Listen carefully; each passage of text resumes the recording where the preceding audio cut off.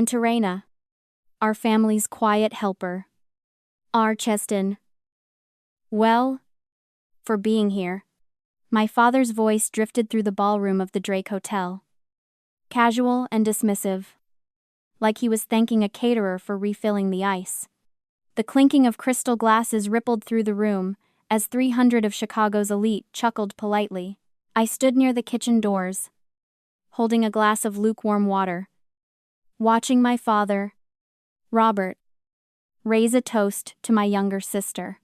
Jessica stood beside him, glowing in emerald silk, accepting the applause for a strategic vision she hadn't written, for profits she hadn't earned, and for a company she didn't understand.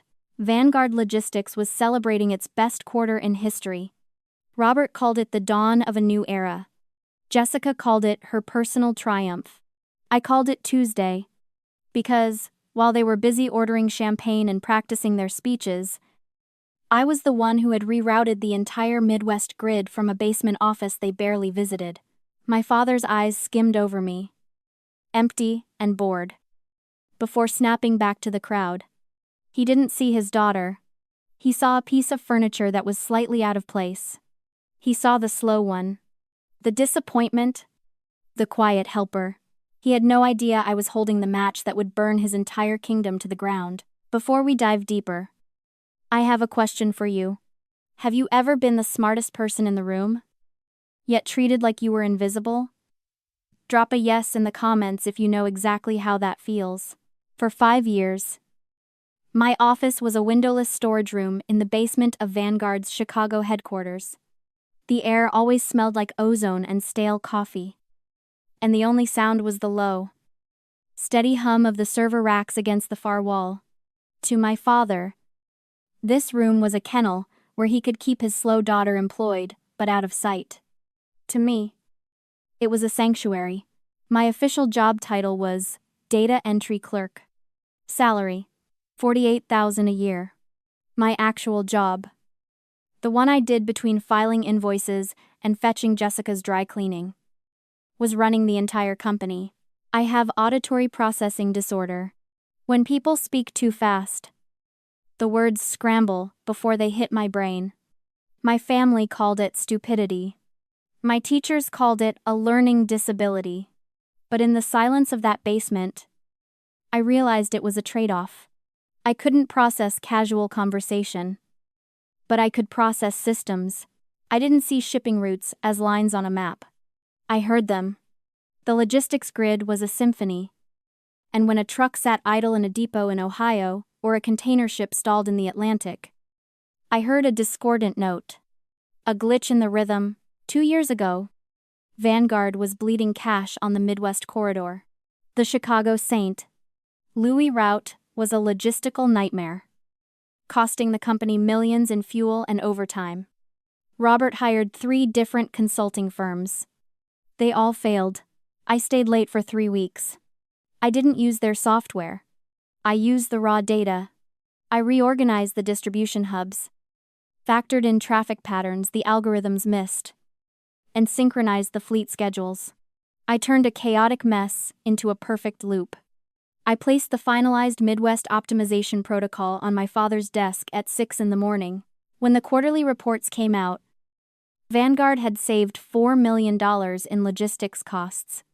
Robert accepted the board's praise with a humble nod. He told them he'd spent nights agonizing over the solution. He told me nothing. He didn't even mention the report. He just bought a new Porsche and told me to make sure the break room was stocked with creamer. You might wonder why I stayed. Why I let him cash the checks I wrote with my intellect. For a long time, I asked myself the same question. But the answer isn't complicated. It's conditioning. When you are told from the age of 7 that you are broken, that you are a burden, that you are lucky just to be allowed in the building, you start to believe that exploitation is benevolence. I thought the $48,000 was charity. I thought my father was a saint for employing a daughter who couldn't handle a cocktail party conversation. I looked at the crumbs he threw me, and I felt gratitude. Because I truly believed that without his protection, I would starve. That is the trap of normalcy.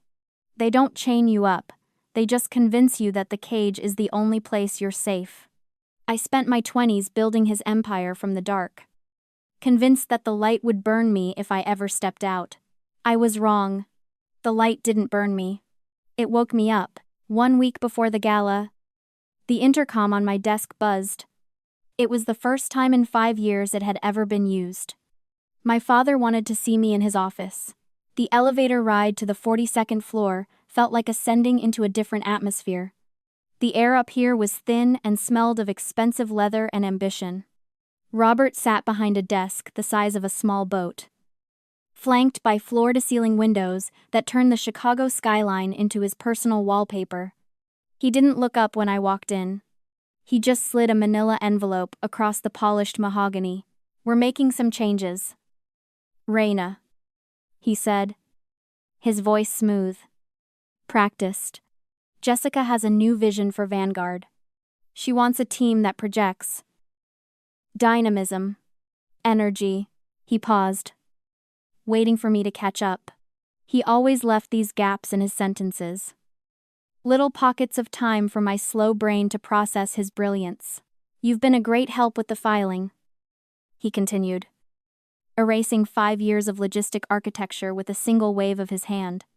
"But you don't fit the brand we're building. It's better if we make a clean break before the gala. We wouldn't want you to feel out of place." He tapped the envelope. "There's 3 months severance in there. Consider it a gift. A safety net while you find something simpler." I looked at the envelope. I didn't open it. I knew exactly what was inside. It wasn't a safety net. It was hush money. It was the price he put on his conscience for discarding his own blood because I didn't look good on a brochure. In that moment, the conditioning broke. The fear that had kept me tethered to the basement evaporated, replaced by a cold, crystalline clarity. He wasn't firing me because I was incompetent. He was firing me because he thought I was irrelevant. He truly believed the shipping grid ran itself. He believed his own myth so deeply that he thought he could cut out the engine and the car would keep driving. "Thank you, Robert," I said. He blinked, surprised by the lack of tears, the lack of begging. He expected a scene. He expected the slow daughter to panic. Instead, I stood up, took the envelope, and walked out. I didn't clear my desk. I didn't say goodbye to the security guards. I just walked out of the building and into the gray Chicago afternoon. I took a cab straight to my apartment. I went into my bedroom and pulled a small, velvet jewelry box from the back of my closet. Inside, nestled on the satin lining, was a heavy, rusted iron key. Grandma Ruth had pressed it into my palm 3 days before she died. She hadn't been able to speak much by then, but her eyes had been fierce, burning with a desperate intelligence. She had gripped my hand, her fingers digging into my skin, and whispered, "The bank. When you're ready." I hadn't been ready then. I was scared. I was the girl who couldn't follow a conversation in a crowded room. But standing there, holding my termination papers in one hand and that cold iron key in the other, I realized something. Robert thought he had cut a loose thread. He didn't know he had just pulled the pin on a grenade. The safety deposit box at First National was number 402. It hadn't been opened in 19 years. The lock was stiff, resisting the iron key for a heartbeat before yielding with a heavy, mechanical thunk. Inside, there was no gold, no jewelry, just a single, leather-bound book smelling of dust and authority. I took it back to my apartment. I didn't make tea. I didn't turn on the TV. I cleared my dining table, opened the book to page 1, and let my brain do what it does best. I stopped hearing the city noise outside. I only heard the data. The book was the 1978 Founder's Ledger, handwritten by Grandma Ruth. To anyone else, it was a boring record of initial investments and stock allocations. To me, it was a crime scene map. I spent 6 hours dissecting 40 years of financial history. I cross-referenced the handwritten entries with the digital public records I pulled up on my laptop. The discrepancies weren't errors, they were architecture. Here was the first pillar of the lie. Robert didn't own Vanguard Logistics. He never had. Ruth had set up the company as a trust, with herself as the primary beneficiary, until her death. At which point the controlling interest, 51%, transferred immediately to the female heir of direct lineage. That was me. Robert was listed as acting steward, a glorified manager, with zero equity. Here was the second pillar. The dividends. For 20 years. The trust had generated massive profits.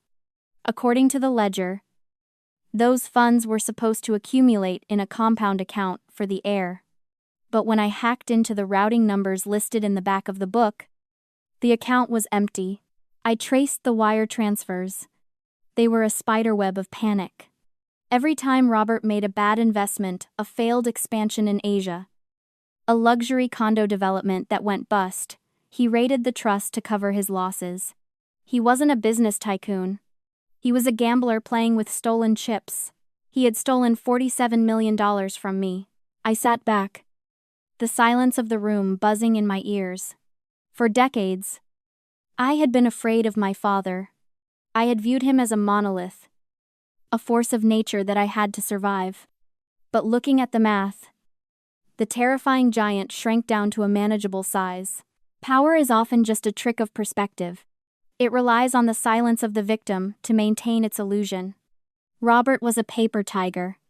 He roared about dynamism and legacy to drown out the sound of his own fraud. He kept me in the basement not because I was slow, but because I was the only creditor who could foreclose on his entire life. He wasn't firing me to clean up the company image. He was firing me because my existence terrified him. I closed the ledger. The fear was gone, replaced by the cold hum of a new strategy coming online. I didn't need to argue with him. I didn't need to sue him. I just needed to introduce the paper tiger to a match. My phone buzzed. It was a notification from the Vanguard internal server. My access hadn't been revoked yet. An automated invite, the Vanguard Strategic Gala. Saturday, 7 p.m. The Drake Hotel. I clicked, accept. The invitation was a tactical maneuver. I knew that before I even picked up the phone.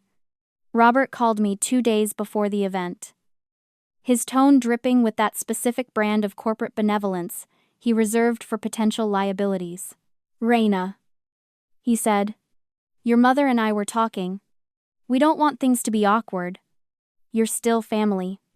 We want you at the gala." I didn't answer immediately. I let the silence stretch, forcing him to fill it. "It's important to Jessica," he added, the lie smooth as glass. "And honestly, it looks better if we're a united front. No hard feelings about the restructuring. Right?" He wasn't inviting a daughter, he was managing a risk. He wanted me in the room where he could see me, smiling and compliant, proving to the shareholders that his ruthless firing of a family member was actually a mutual, amicable parting. He was betting on my passivity. He was betting that the slow daughter would be grateful just to be included. "I'll be there," I said. The Drake Hotel ballroom was a sea of black ties and expensive perfume. I walked in wearing a dark blue dress that blended into the shadows. I wasn't there to sparkle. I was there to work. I spotted Robert near the bar, holding court with 3 major investors. He saw me, gave a tight, approving nod, and turned his back. I was managed. I was safe. I made my way to the audio-visual booth at the back of the room. A young technician was monitoring the sound levels, looking bored. I put on my best helpful sister smile, the one I'd worn for 20 years while fetching coffee. "Hi," I said, holding up my tablet. "My dad asked me to load the family slideshow for the finale. It's a surprise for Jessica." The technician didn't even check my ID. Why would he? I was Raina Whitford, the harmless background noise of the family dynasty. He pointed to an HDMI cable. Plug in there. Channel 3. Don't override the mic feed. I wouldn't dream of it. I said. I connected the tablet. The screen on his console flickered, acknowledging the device. I wasn't uploading baby pictures. I was patching a direct line from my hard drive to the massive 4K screens flanking the stage. The founder's ledger. The bank transfer records. The route, schematics, they were all queued up. Ready to launch, I stepped back out onto the floor just as the lights dimmed. Jessica walked onto the stage to a thunderous round of applause. She looked every inch the young visionary, holding a microphone like she owned the room. When I looked at our Midwest supply chain, she began, her voice projecting confidence. I saw chaos. But true leadership is seeing the order within the chaos. I spent sleepless nights redesigning the grid because I knew Vanguard deserved better. I stood in the dark, listening to her recite my life's work as if it were her own. She was using the exact phrases I had written in the executive summary she'd barely glanced at. Robert beamed from the front row. He stood up, taking the mic to add his own praise. She has the Whitford instinct, he declared. The arrogance was suffocating. They felt untouchable. They believed their own narrative so completely that they didn't notice the predator standing 10 feet away. I looked at the tablet in my hand. My thumb hovered over the execute command. They wanted a show. I was about to give them one. I didn't slam my finger down on the screen. I didn't need theatrics. I simply tapped enter. A gentle, precise motion that severed the timeline of my father's life. The massive screens flanking the stage flickered. The smiling photo of the happy Whitford family dissolved into static for a heartbeat. And then the data flooded in. Time seemed to warp, stretching out into a slow, agonizing infinity. I watched the room react in waves. First, the confusion, 300 heads tilted upward. Then, the squinting as they tried to parse the dense, white lines against the blue background. Then, the realization, it wasn't a slideshow. It was the Midwest optimization protocol. Jessica stopped mid-sentence, her mouth still open around a word she would never finish. Behind her, the schematics for the St. Provision, Lewis distribution hub scrolled by. Complex and beautiful. And there, in the bottom right corner of every single page, magnified to the size of a billboard, was the authentication stamp. Architect, Raina Whitford. Date, November 12th, 2022. The room went dead silent. It was a heavy, suffocating silence. The kind that sucks the air out of your lungs. I walked out of the shadows. My heels clicked against the marble floor. A steady metronome, counting down their demise. You skipped a slide. Jessica, I said. My voice wasn't loud. But in that vacuum of sound, it carried to the back row. I tapped the tablet again. The screen shifted. The crisp digital schematics were replaced by the yellowed, grainy scans of the 1978 Founder's Ledger. Grandma Ruth's handwriting, sharp and angular, loomed over the crowd. I saw the blood drain from Robert's face. He looked like he'd been struck by lightning. He knew exactly what page 54 said. Primary beneficiary, female heir. Direct lineage. Acting steward, Robert Whitford. Equity, 0%. A gasp rippled through the investors in the front row. They were reading the fine print. They were realizing that the man they had trusted with their millions was nothing more than a temp with a fancy title. "Turn it off!" Robert shouted, his voice cracking, high and thin. He lunged toward the AV booth. But he tripped over his own panic. "Technical difficulties, cut the feed, it's not a glitch." "Robert," I said, stepping up to the edge of the stage. "It's an audit." I tapped the screen a third time. This was the kill shot. The ledger vanished, replaced by a waterfall of bank transfer records. Red numbers cascaded down the wall, like blood. January 14th. Transfer to offshore holding. $2.4 million. March 3rd. Transfer to Macau Development. $6 million. Status. Failed. Source of funds. Raina Whitford Trust. Accumulated dividends. The total flashed at the bottom. Pulsing and bright. Accusatory red. -$47 million. The silence broke. The room erupted into whispers. A hive of bees suddenly kicked over. I watched Robert on stage. He was shrinking. The titan of industry, the man who had loomed over my entire life, was dissolving into a puddle of sweat and terror. He looked at me. And for the first time, he didn't see the slow daughter. He saw the executioner, Raina. He pleaded, the microphone picking up his desperate whisper. We can fix this. We can talk. I don't think we can, I said. I have trouble processing auditory input. Remember? But the math? The math is loud and clear. He opened his mouth to spin another lie.